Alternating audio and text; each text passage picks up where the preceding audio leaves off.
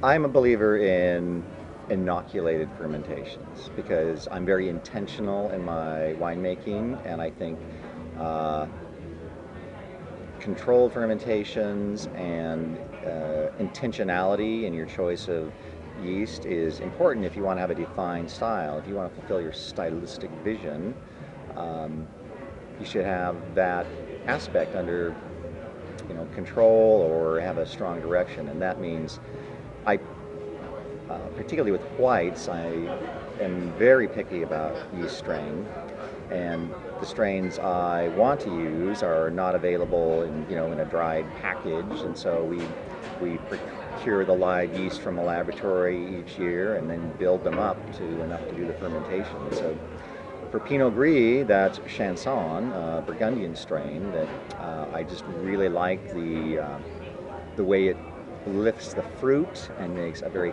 clean, fresh wine.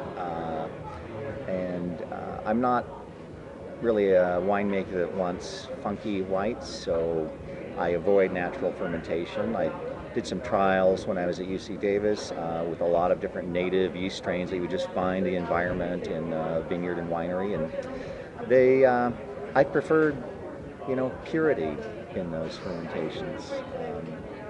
It's not right or wrong, but it is the way I like to make my wine, and make the kind of wine that we want to make. So, How about the red?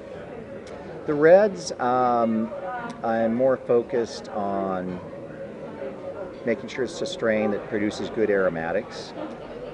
So I have some strains I've picked specifically for Merlot and Malbec and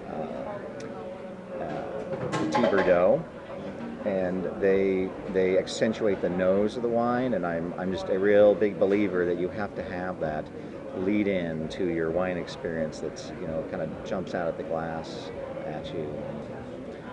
We soak after crush for about 24 hours, and then we inoculate 24 hours in. So I kind of like to let the grapes rest there and complete some enzymatic things that happen from the plant material, and start extracting a little bit before we begin producing alcohol and have yeast enzymes digesting the fermentation.